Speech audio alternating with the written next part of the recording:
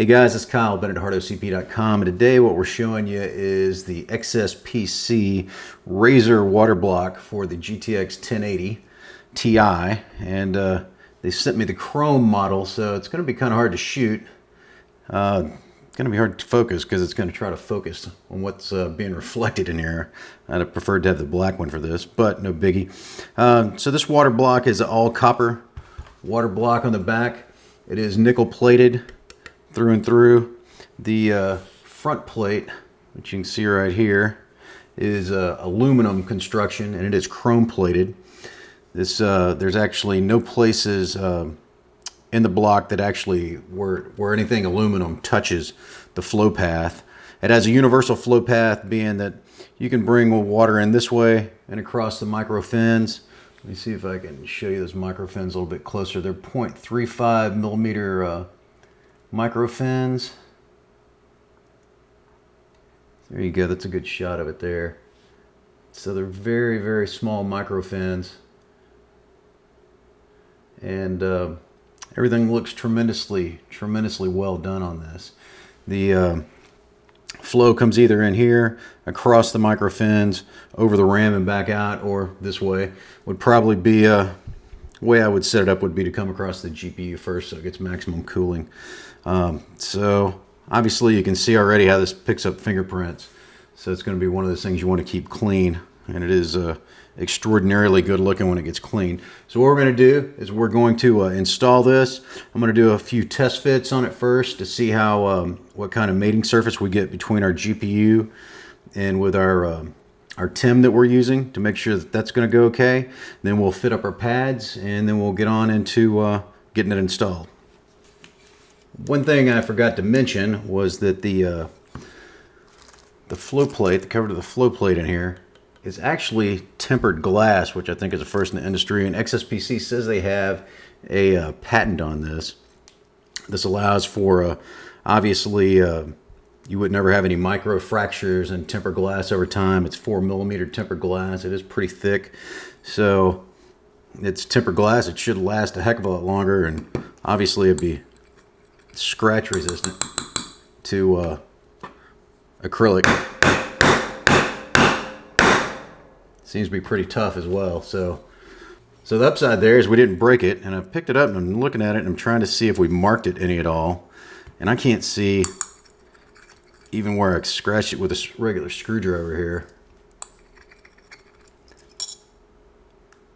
And even again, it's a kind of a rusty tip on that one. Still no scratches. So obviously this should last a lot longer than a piece of acrylic that you see in most other GPU blocks.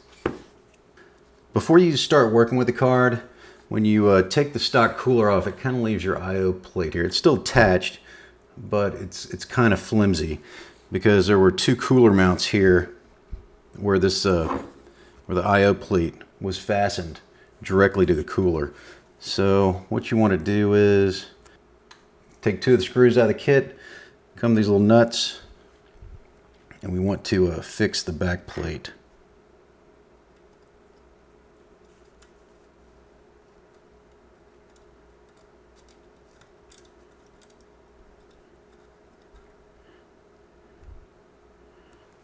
There.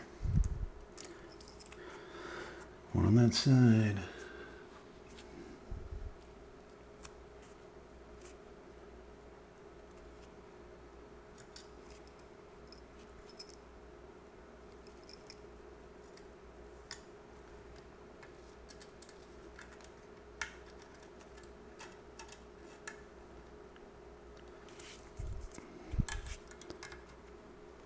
So those grabbed real well.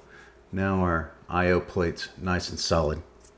So moving on to getting our card mounted today, of course we want to clean up all of our surfaces. Isopropyl alcohol, 99% is what I like to use. This burns off really quickly. We can come in here.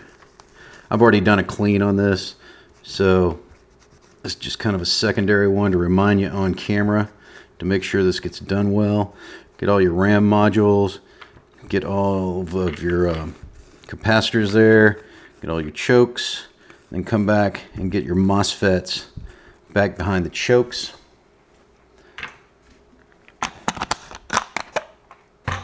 I usually come back with a little, that is a lint-free cloth. There you go. That'll also blow any alcohol out and help that alcohol burn off.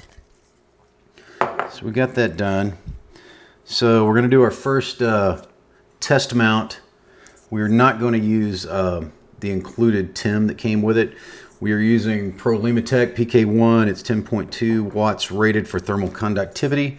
Since we're going to be testing this against the Fantex block, I want to keep the TIMs static between the two.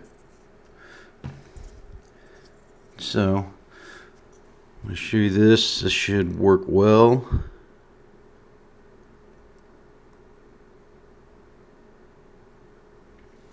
Little dab right in the middle. Everybody has a different opinion when it comes to putting the stuff on, so do what works well for you. So to get a test fitting, what we're going to do is, using my box here from my calipers, and we're going to set this up here to give us a little play, because our I/O panel here, it's 10's down, 6 down, and this will give us room to set this down flat. Now, while it's not specified, bring you up a little wider so you can see what's going on. So while it's not specified, what I like to do to line these up to make sure you lay it down right the first time is I use these little Allen wrenches to line up these holes. Actually, let me use a little bit bigger one there. So I can do that. I can put the Allen wrench through there, then actually slide it into that thread. And over here, I can do the same thing. Now I'm diagonally square. I can usually lay this down pretty straight the first try. And that looks almost perfect. Come just a little bit this way. All right, so what we're going to do now is use the hardware that came with the kit. Grab 4 screws out of there. We'll get 4 screws and 4 washers. Use our screwdriver and just get that started. I don't want to put any pressure down on there yet till we get all 4 in.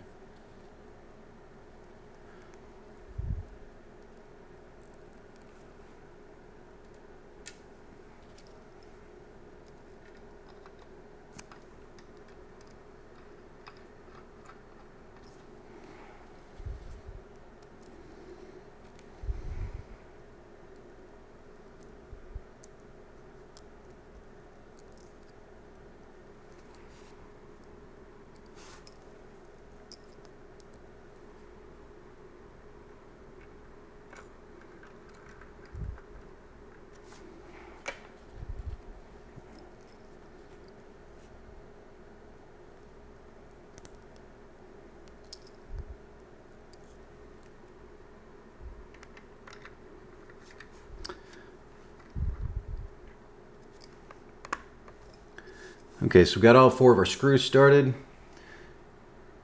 Come back.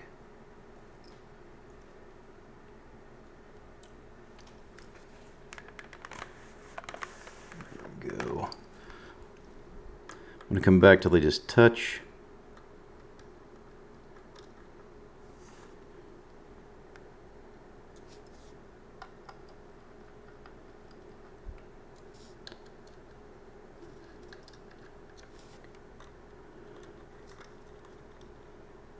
So I got all 4 of them where they're touching.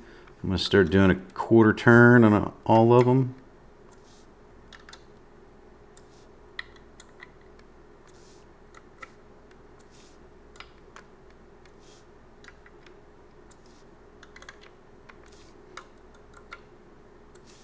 That one's feeling a little bit tighter. I'm going to come back over here, adjust across until they all feel about the same tightness wise.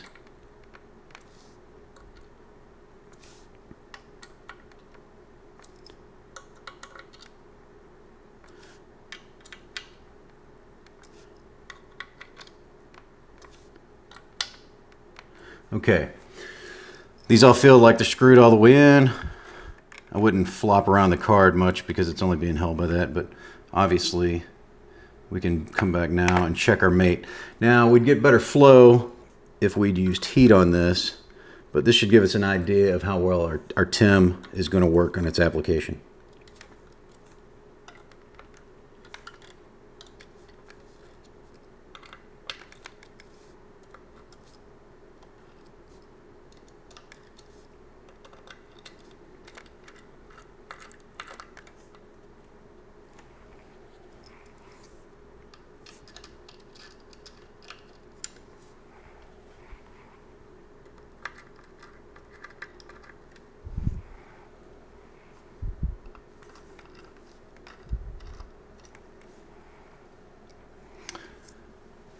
Moment of truth. Let's see.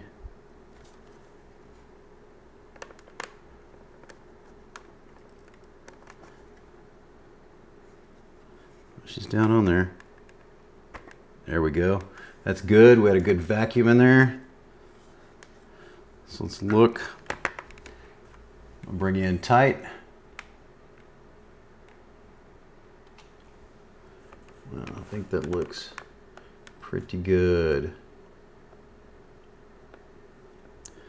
So our grain and rice method there in the middle looks like we had a really good mate. So I'm going to call that good on mating the TIM.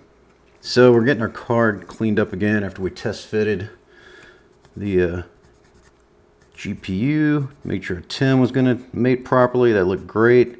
I'm cleaning these RAM chips off again just because I'm kind of anal about that.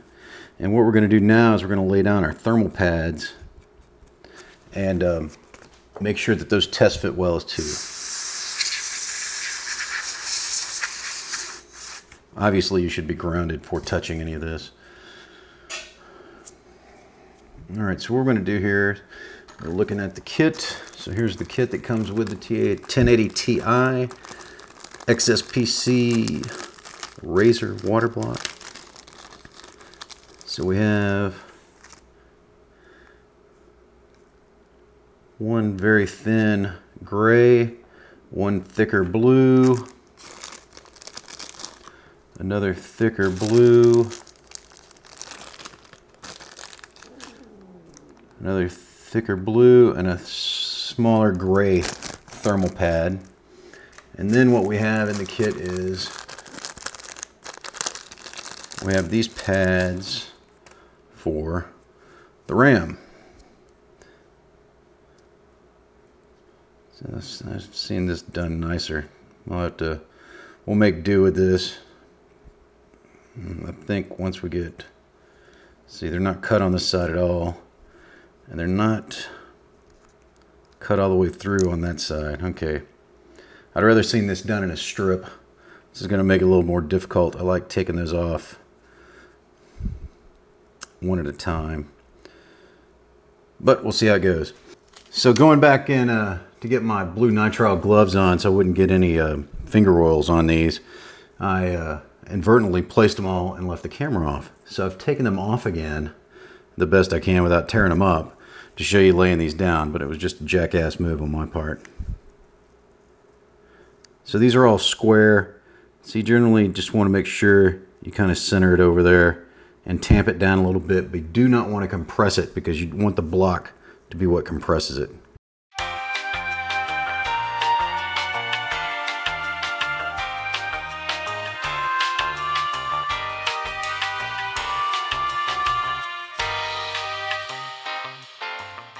From there, we want to put on our power components, thermal pads, and so most people you'll see referring to,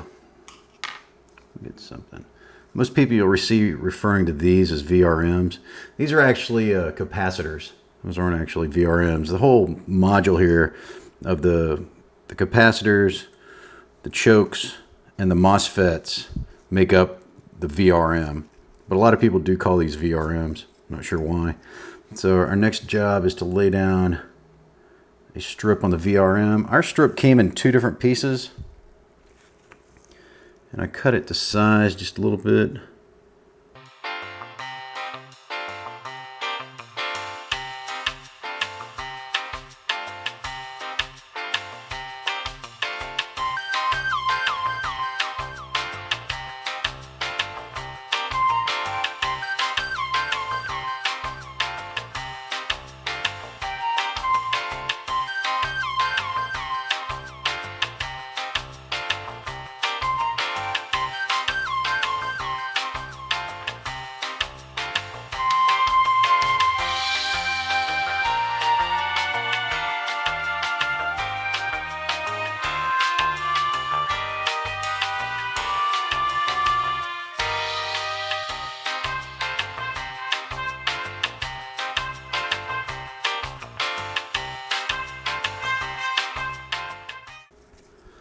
So there we go. So this is what it should all look like in the end. We've got all of our RAM covered. We've got our capacitors covered. We have our chokes covered. And we have our MOSFETs covered. So these were, when these came off, we took the siding off both of those.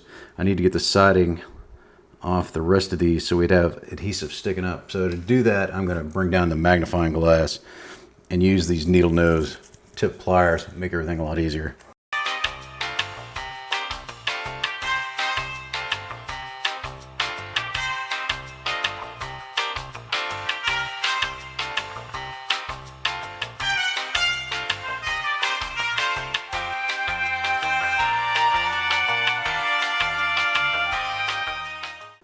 Got everything ready to be stuck to block. So what we're going to do is we're going to actually test fit this to the water block. Now, the reason I put all this down on the board itself, outside being the instructions tell you how to do it, was once we get our block cleaned up and put it on here, being that the block is so slick and so mirror polished, when we mount this, when we pull this back off, you're almost assured that all these pads are going to stick to the block rather than the card. And that way you'll know that you're actually touching and you're getting compression down on the block.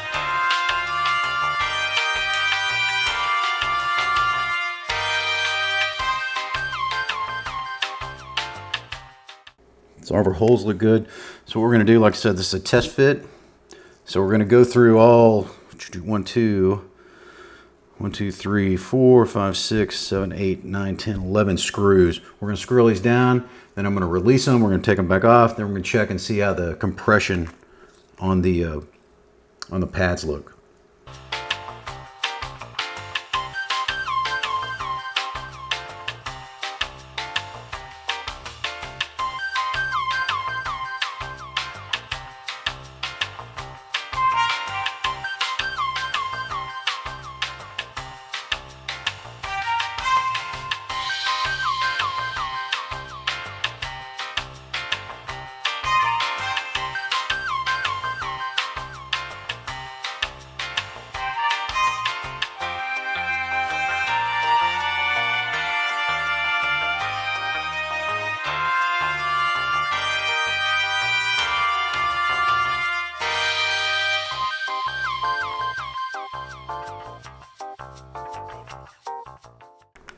Okay, moment of truth.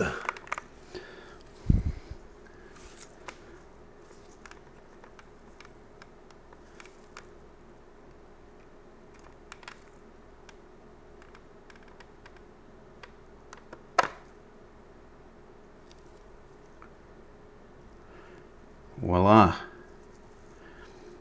Very good. So all of our pads have transferred, with the exception of the ones on our choke. But I can see the pattern imprint there from the block. So I know they did have pressure down on them all the way across. So I'm not worried about that. The tops of the choke, it just stuck to the tops of those chokes easier than it did down in that channel there. Everywhere else we got compression. Now, in a perfect world, you don't want to be doing this a whole bunch, right? Because every time you squeeze these pads, they tend to compress more and more and more. And you want them to be as cushy as possible, right? So you may or may not want to do that. But so if we check the kit, and of course the kit looks like it's worked. I've got kits before that had wrong size thermal pads in them that didn't even touch. So that's really what I wanted to see. So moving forward from there, let's come back, make sure our GPU block is clean. Let's get ready to remount it. Now we're going to do this mount back a little bit differently than we did a while ago, because we're going to use the XSPC backplate instead of the stock plate from NVIDIA, and it requires different hardware. We had all the hardware we just used is a little bit shorter because the plate has the appropriate standoffs on the back to make sure that there's no contact between the electronics and the plate itself. And we also have a thermal pad that's going on the back of here as well. So let's do that.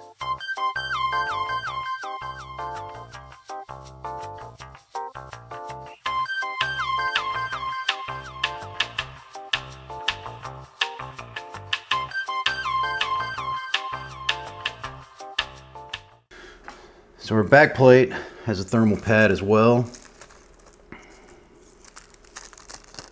The 1080 has two thermal pads. The 1080i has a single one. It's going to fit down over all of our surface mount right there.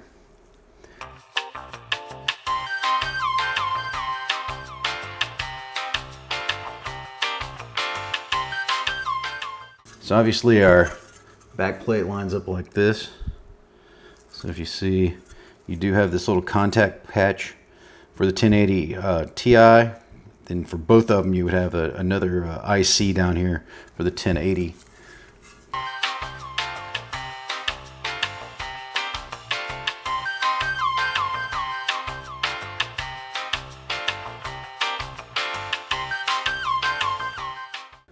So we got good adhesion there on test fit.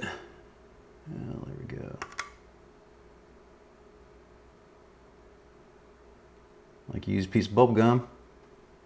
So now what we need to do is come back and lay this all down properly. So getting these little washers into place.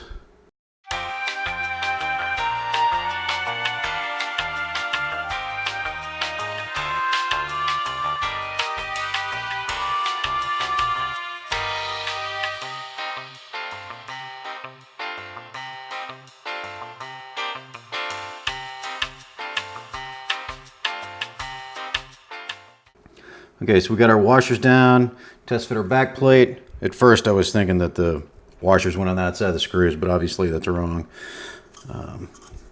So we got our standoffs there. So I would take a moment and go, okay, I got a standoff, and make sure you matched up, that you got washers at all the points where you're supposed to have washers. Honestly, it probably didn't make that much difference, but let's once again use our little mounting trick.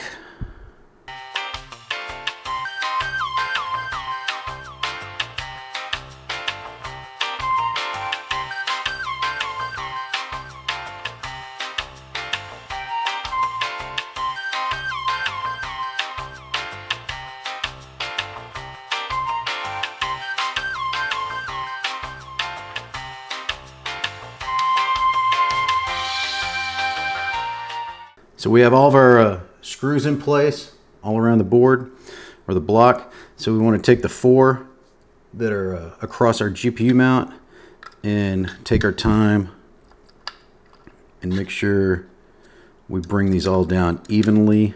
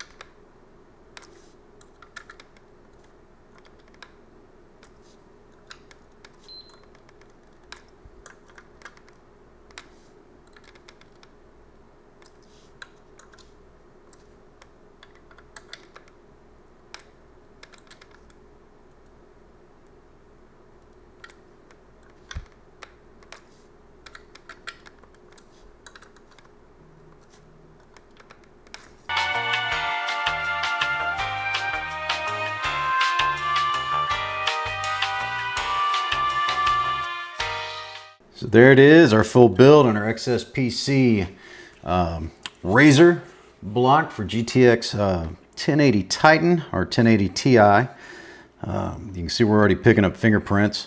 We'll get this plumbed in. Everything looks nice and straight. Made sure and went back and checked that we could see all of our washers were still in place where they should be. And that all looks good. So our technique worked out really well there. We got some really straight lines. Every pad looks to be in place where it should be. You get a flashlight, you can squeeze your down in there and see a little bit better. And so we will be getting this plumbed up in its system, and we'll be getting it tested this week. And love the glass. This is Kyle Bennett with hardocp.com.